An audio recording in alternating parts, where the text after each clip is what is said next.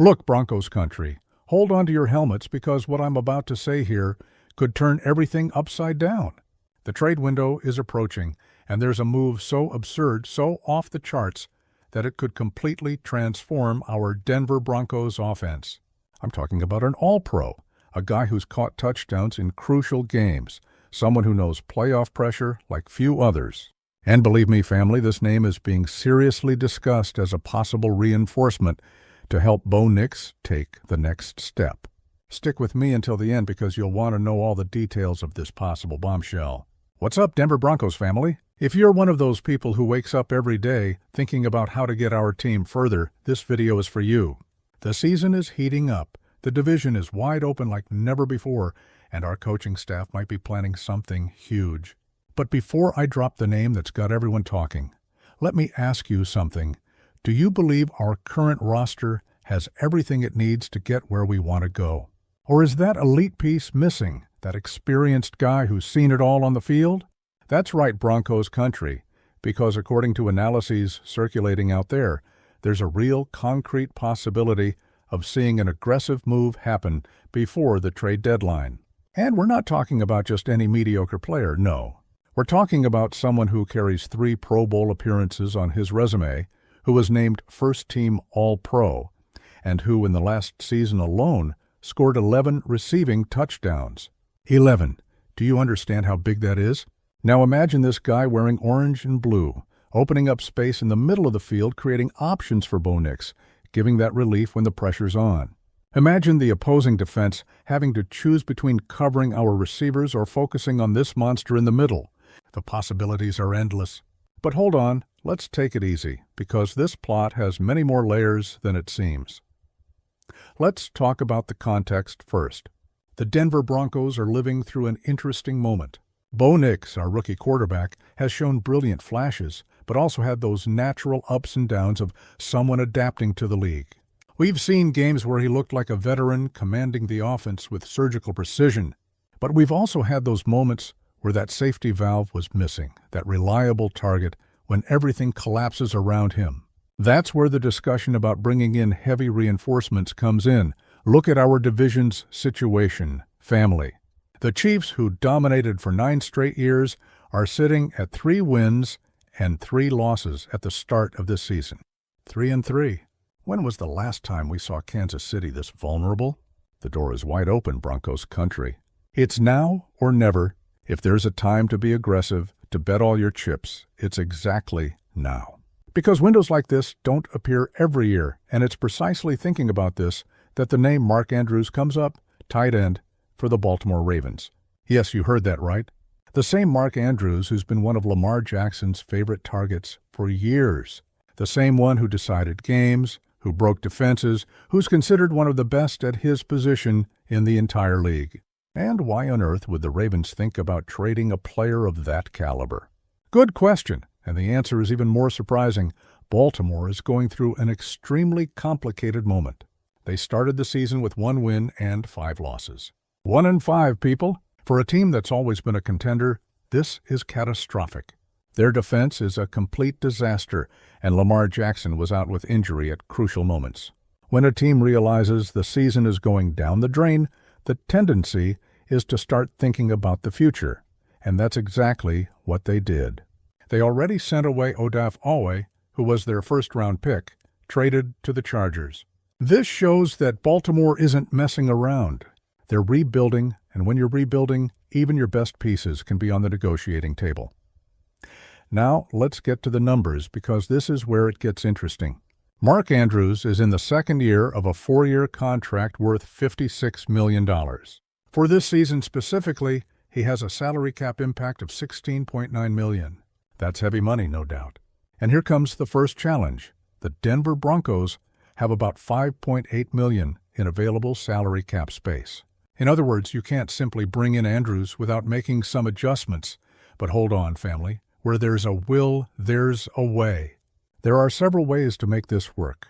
The team can restructure other players' contracts, create space by moving money forward, or negotiate with Baltimore to have them absorb part of the salary in the trade. None of this is impossible. teams do this kind of financial juggling all the time when they identify an opportunity that can't be wasted. The proposal being discussed would be something like this. Denver sends a fourth-round pick from the 2026 draft and receives Mark Andrews. A fourth-round pick? People, we're talking about a player who was all-pro for a fourth-round pick. It's practically robbery when you put it on the scale.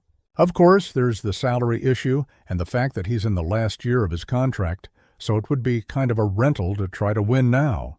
But isn't that exactly what teams in a position to compete should do? Think with me, Broncos Country. You have a young quarterback who's finding his way. You have a defense that's playing at a high level. You have a completely open division.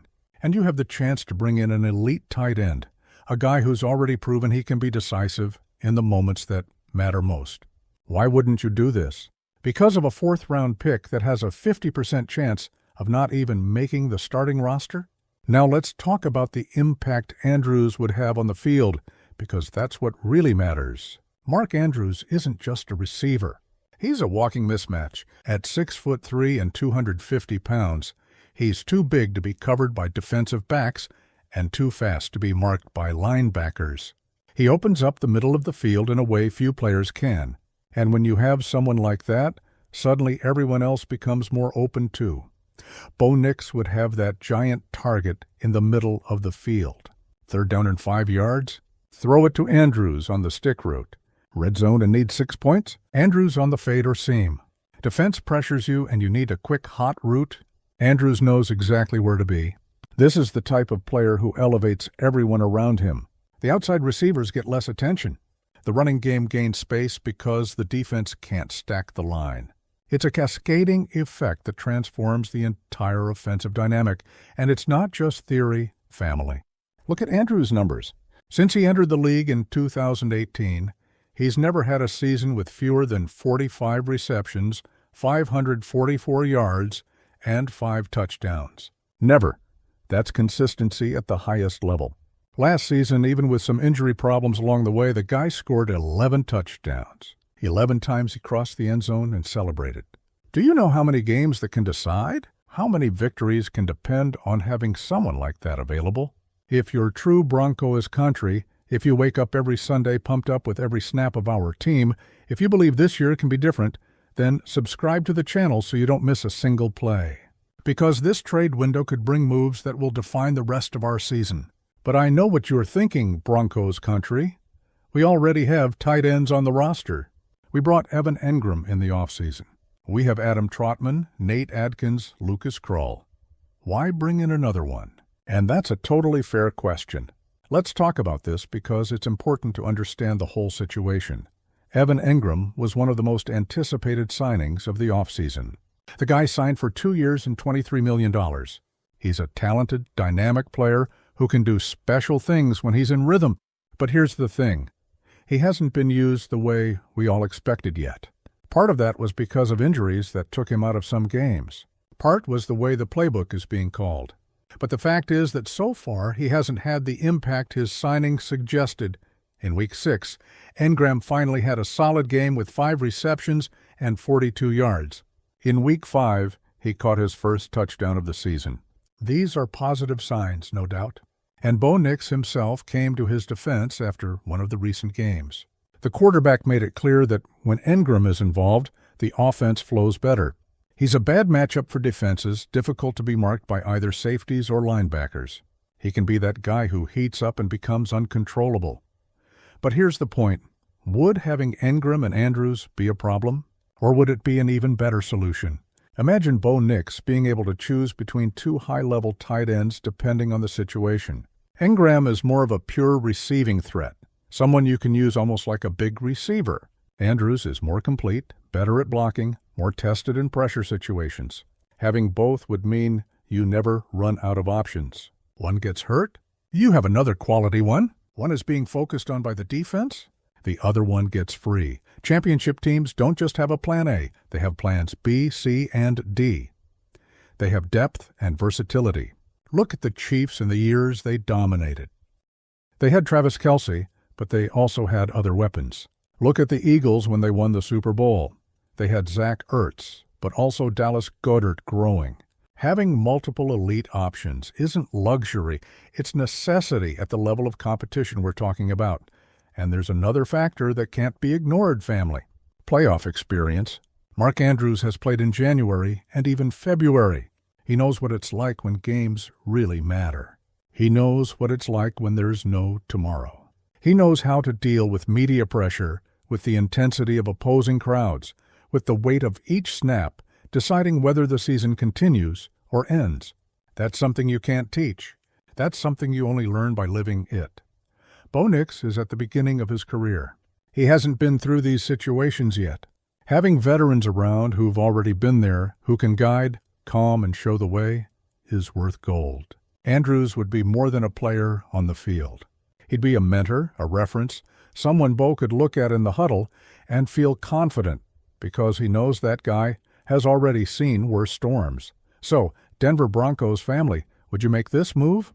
Would you trade a fourth-round pick for Mark Andrews? Do you think he's the missing piece, or do you believe the current roster is enough? Comment down below. I want to know each of your opinions. Leave a like if you enjoyed the analysis, share it with that friend who's also Broncos Country, and stay tuned because the next few days could be historic. Let's go together, family. Until the next video.